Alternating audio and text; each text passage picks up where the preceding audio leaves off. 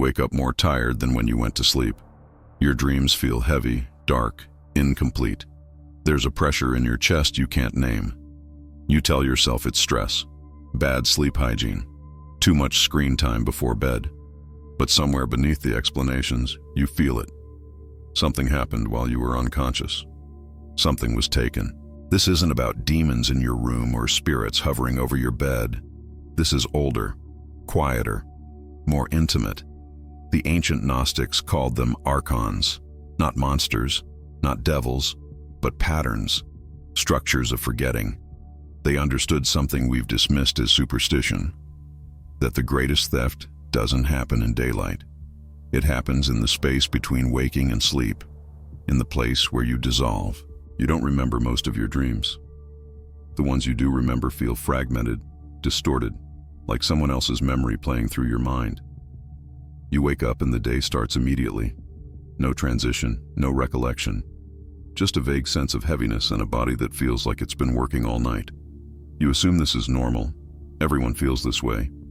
But what if it isn't normal? What if the exhaustion isn't from the day before, but from what happened while you were gone? There's a reason you can't remember. A reason the transition from sleep to waking feels like falling through a gap. The Gnostics spoke of a grid, a structure that intercepts consciousness the moment it becomes vulnerable. Not a physical thing, a pattern. And you pass through it every single night.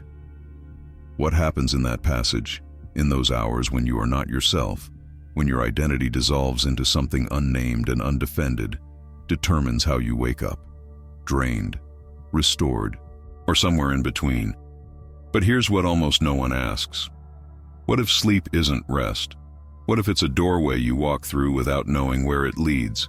You lie down, you close your eyes, and then you're somewhere else. Not here, not in your body, not in your thoughts. You vanish. And when you return hours later, you have no account of where you went or what happened.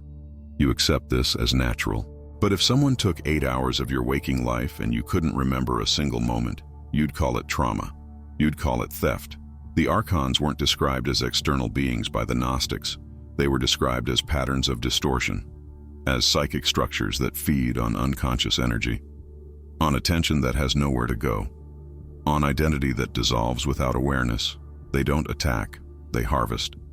And the harvest happens in the space where you are least protected, where you have no memory, no continuity, no witness. You wake up and you're different, not in a way you can see, but something inside you is quieter, dimmer. The things that excited you yesterday feel distant. Your thoughts move slower. You assume it's just how mornings are.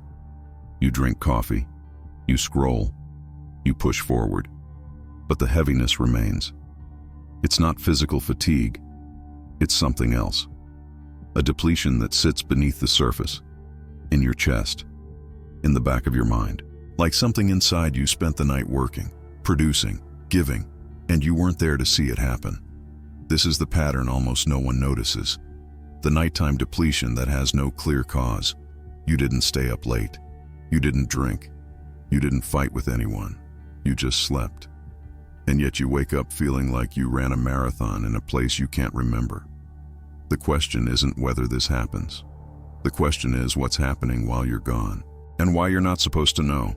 Sleep is the one place where the self disappears completely. Not in meditation, not in flow.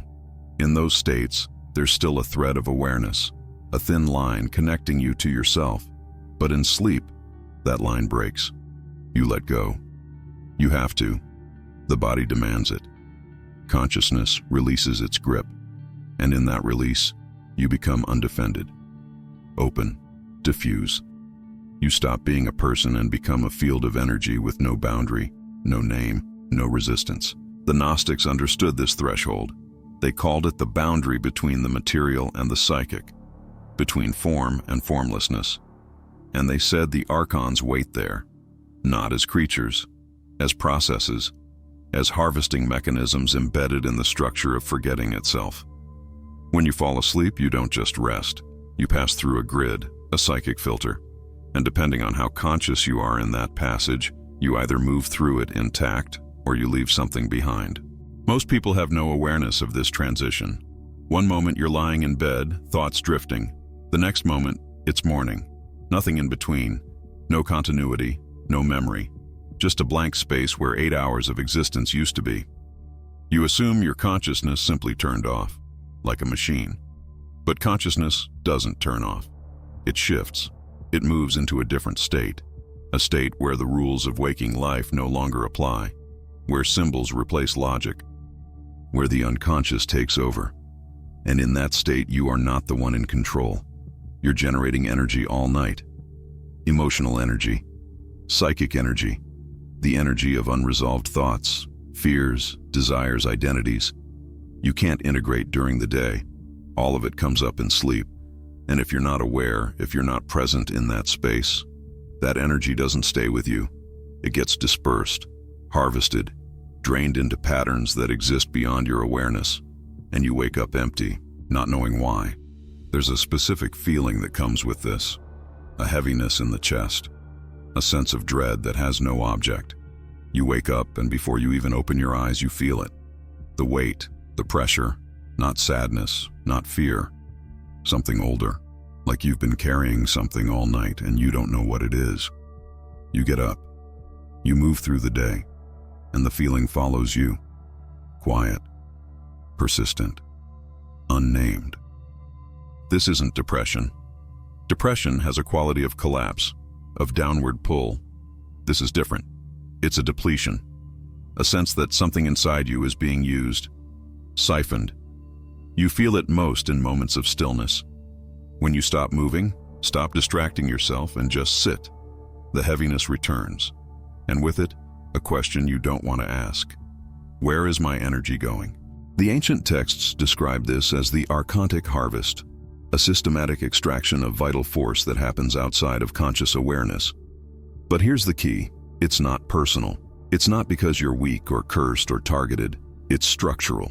It's what happens when consciousness enters sleep without continuity, without awareness, without a thread connecting the waking self to the dreaming self.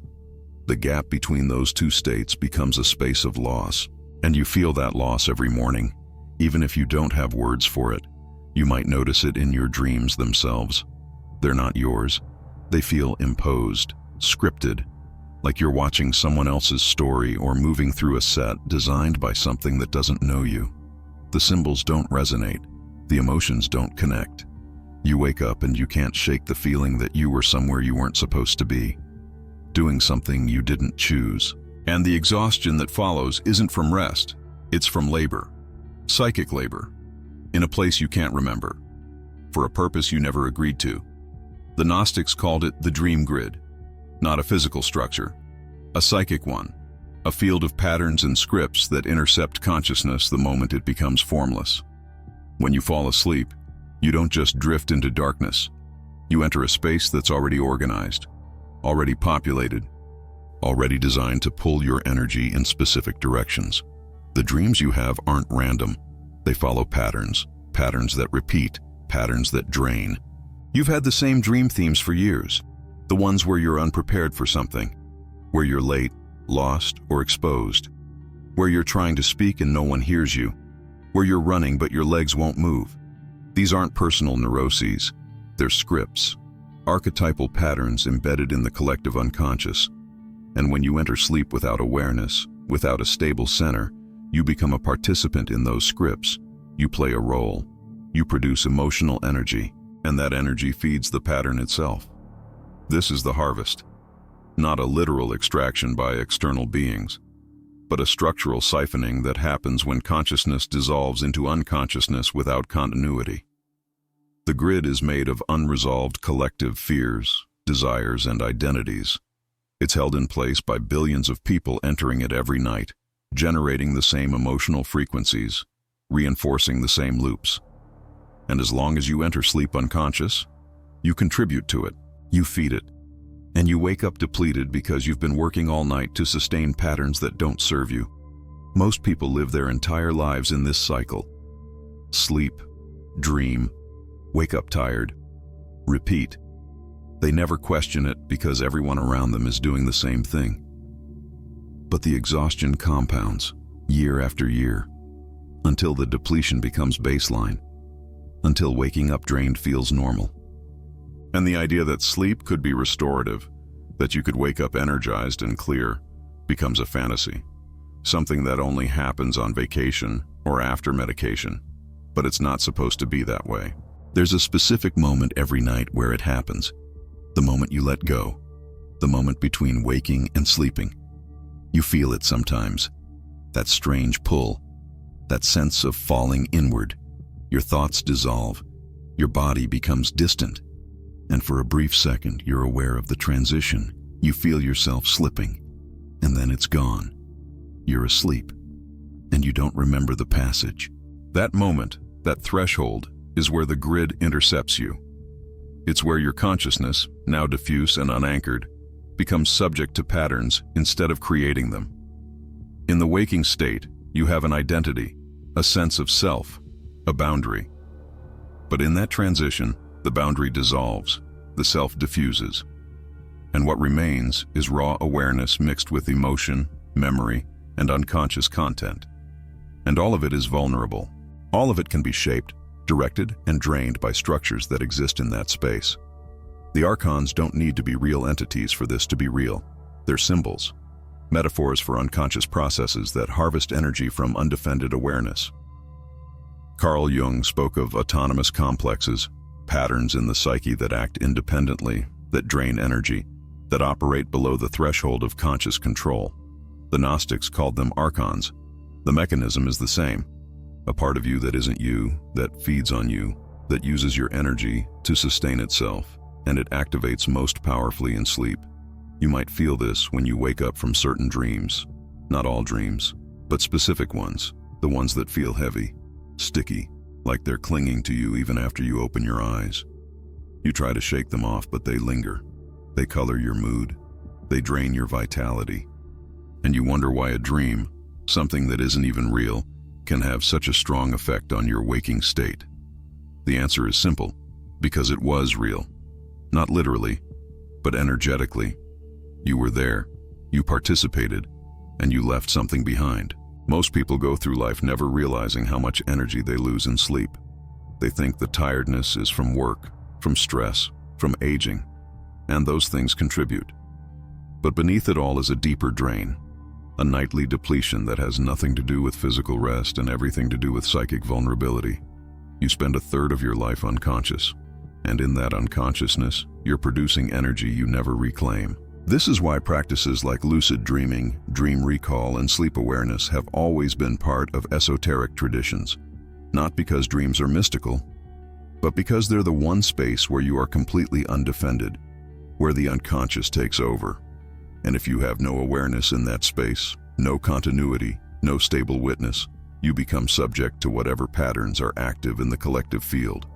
You become a node in a system you didn't design, and you wake up drained because you've been generating energy for that system all night.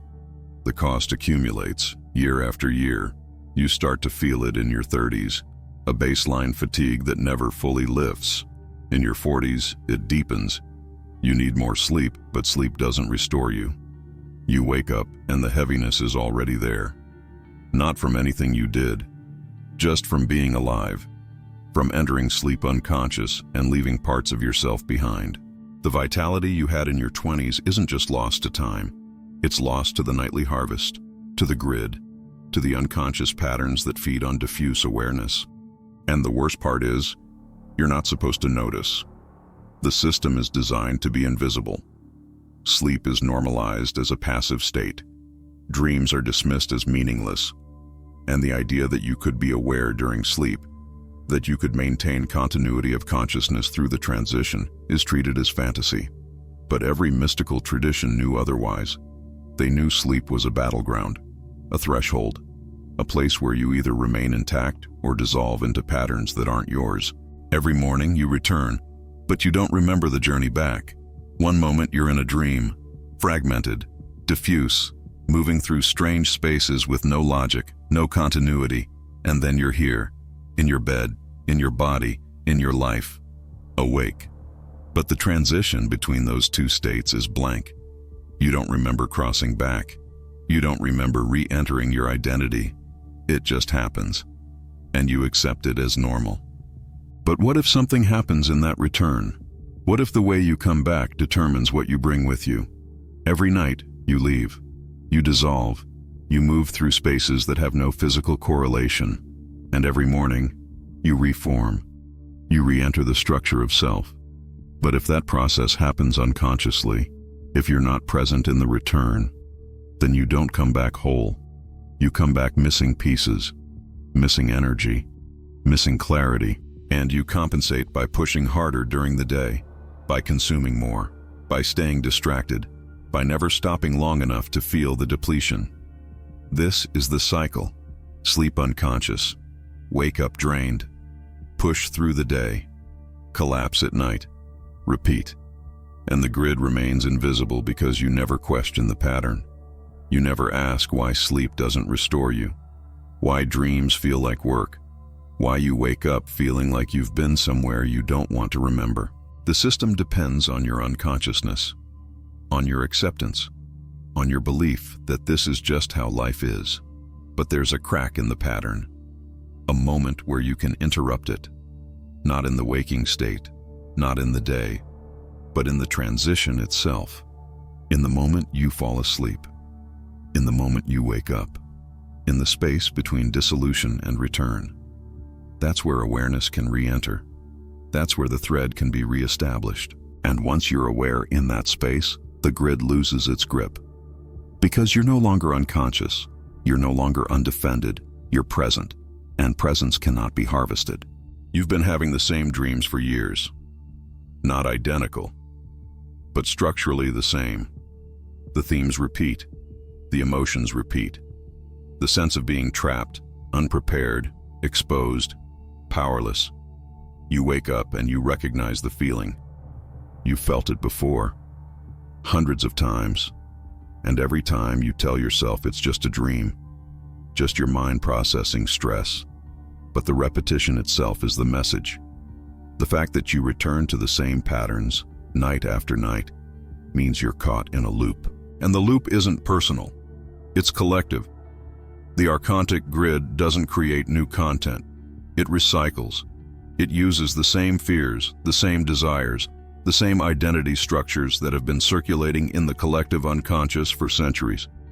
You think your dreams are unique to you, but the symbols are ancient. The scripts are old. You're playing a role in a story that's been told 1,000,000 times. And every time you enter that story unconscious, you reinforce it. You give it energy. You keep it alive. This is the hidden cost of unconscious sleep. You're not just resting.